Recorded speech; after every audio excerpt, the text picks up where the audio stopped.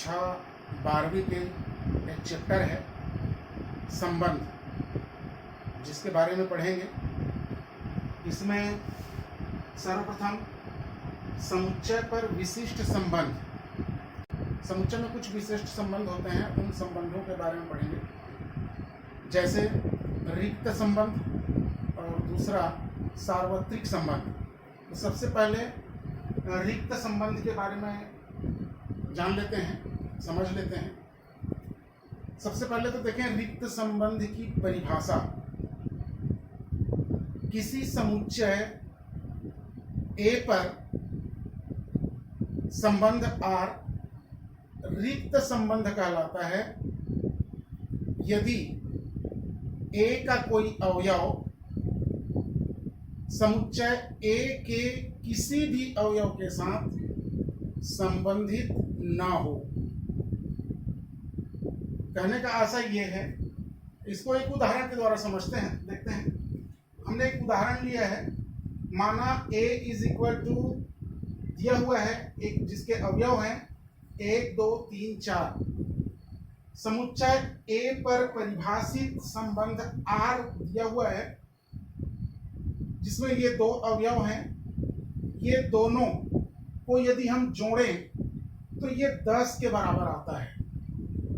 तो जैसा कि परिभाषित किया गया है, संबंध जो है दो समुच्चयों के बीच में होता है। चूंकि यहाँ पर एक समुच्चय बताया गया है, तो समुच्चय A का संबंध समुच्चय A के साथ के अवयवों को ही हम बताएंगे। तो यहाँ पर हम सबसे पहले निकाल लेंगे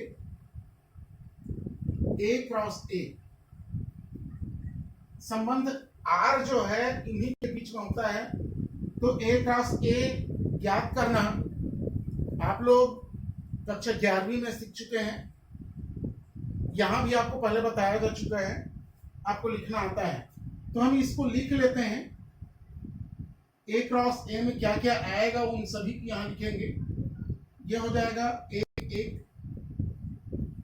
1 2 1 3 1 4, फिर 2 1 2 2 2 3 2 4, फिर 3 1 3 2 3 3 3 4, फिर होगा 4 1 4 2 4 3 4 4।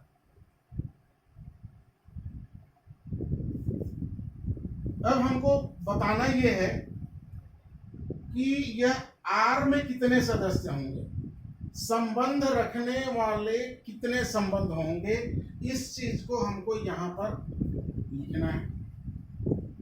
तो समझ लीजिए कि R जो संबंध दिया हुआ है दो अवयवों के बीच में होगा और दो दो क्रमित युग्म के रूप में, ये अवयव क्रमित युग्म के रूप में होंगे A B। तो यहाँ हम इतने क्रमित युग्म बना सकते हैं।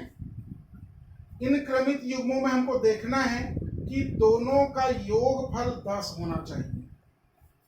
तो यहाँ पर देखेंगे तो किसी भी क्रमित युग्म को जोड़ने से 10 नहीं आता है। तो यहाँ पर हम उसको लिख देंगे क्या, यहाँ कोई भी क्रमित युग्म में संख्याओं का योगफल 10 नहीं है। अर्थात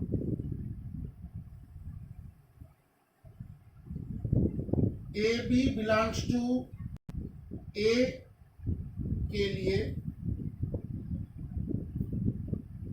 A plus B is not equal to 0, इसलिए R इज इक्वल टू हो जाएगा,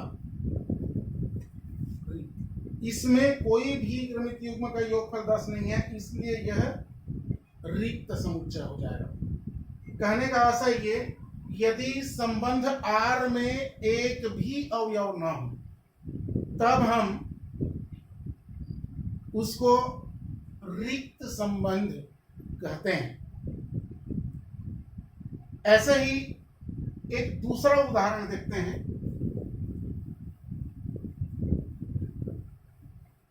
दूसरे उदाहरण में हमारा प्रश्न है, कोई समुच्चय A, उदाहरण नंबर 2,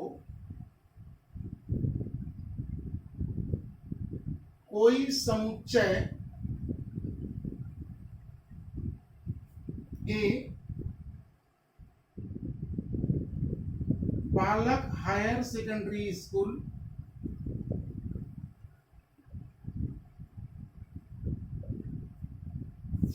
के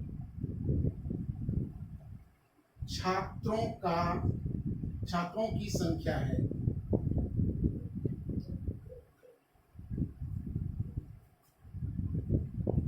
छात्रों में समुच्चय A में समुच्चय A पर संबंध R इस प्रकार परिभाषित है कि एक छात्र दूसरे छात्र की बहन है। तो यहां पर देखें, यदि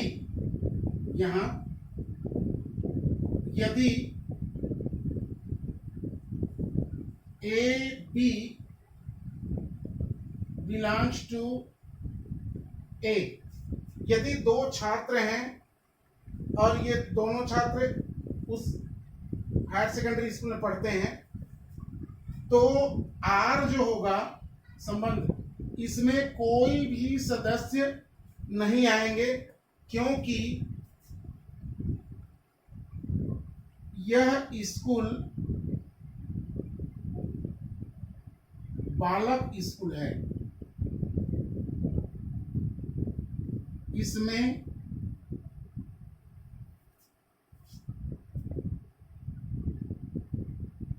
कोई भी छात्रा नहीं पढ़ती है जो किसी छात्र की बहन हो, छात्र की बहन हो। अर्थात यह जो संबंध है R, यह भी रिक्त होगा, कोई भी अवयव इसमें नहीं होंगे।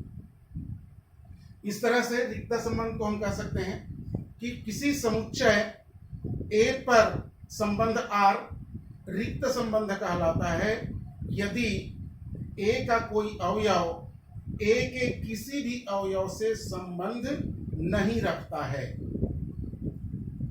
आप अन्य उदाहरण देख सकते हैं। अब एक दूसरा संबंध देखते हैं, सार्वत्रिक संबंध। सबसे पहले इसकी परिभाषा को सुन लें। यदि किसी समुच्चय A पर संबंध R सार्वत्रिक संबंध कहलाता है यदि A का कोई भी अवयव, प्रत्येक अवयव कहा जाए, A का प्रत्येक अवयव समुच्चय A के प्रत्येक अवयव से संबंधित हो। एक बार और सुन लें। समुच्चय A पर परिभाषित संबंध R सार्वत्रिक संबंध कहलाता है यदि समुच्चय A का अवयव समुच्चय A के सभी अवयवों से संबंधित हो। इसको एक उदाहरण के माध्यम से समझते हैं। हमारे पास एक उदाहरण है, माना A कक्षा 12वीं के विद्यार्थियों का समुच्चय है, तब समुच्चय A पर परिभाषित संबंध, ये संबंध दिया हुआ है AB, जहां ए और बी की ऊंचाइयों का अंतर 3 मीटर से कम है। यहां पर देखेंगे कि आर जो होगा, आर यहां पर जितने भी अवयव आएंगे तो इन दोनों अवयवों का जो अंतर होगा, ऊंचाई का अंतर, इन दोनों के ऊंचाई का जो अंतर होगा, क्योंकि यहां पे यही लिखा है ए और बी की ऊंचाइयों का अंतर 3 मीटर से कम है, माने ये ऊंचाई का अंतर जो होगा ये 3 मीटर से कम होगा।